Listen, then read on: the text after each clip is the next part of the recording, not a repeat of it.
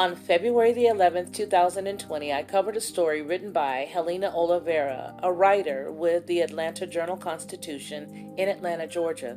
In the story, Ms. Oliveira spoke specifically of 200 individuals who had just arrived back in from China.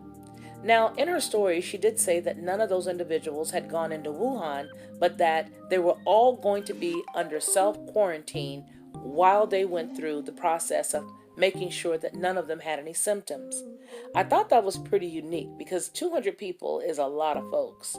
I could understand reluctantly, a husband and a wife, and maybe you're going to watch both of them.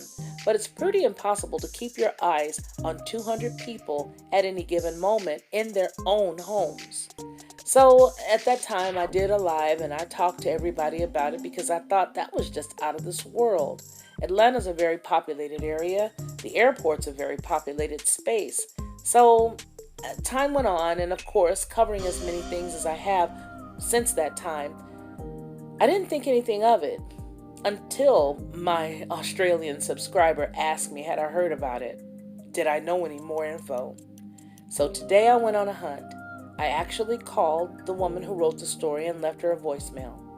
I actually emailed her as well.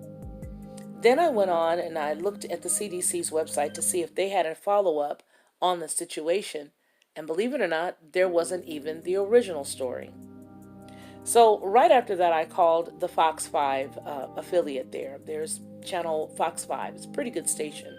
When I lived there, I used to like the whole team that was there.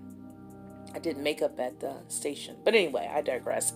Anyway, I called them and they knew nothing of the story either. The woman who answered the phone told me that she would pass it over to their health consultant, the one that does the health pieces in the news or whatnot, and, maybe they would run the story. But she knew nothing of it. So after peering in the internet looking for it, after trying to find anything regarding 200 people who came from the airport that went into Atlanta, the only story that I found was Ms. Oliveira's. So I think that it's very necessary for us to understand that 200 people self-quarantine, you're expecting for them to watch themselves. The majority of the people that I know that are Korean and Chinese in the Gwinnett County area, for example, which is where a great preponderance of them stay, they're hardworking people. Those folks aren't going to not go to work.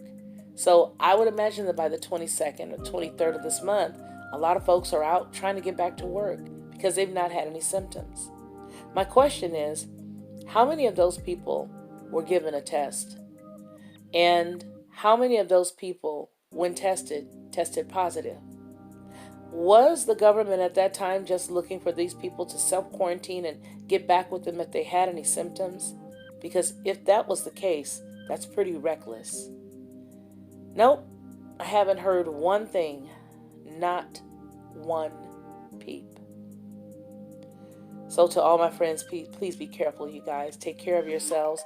If you can stay home instead of going out to go to work, please do so. If you have the opportunity to order from Prime to get your groceries in, do that. But take care of yourselves and take care of one another. Thank you so much for listening. Please like, share, and subscribe.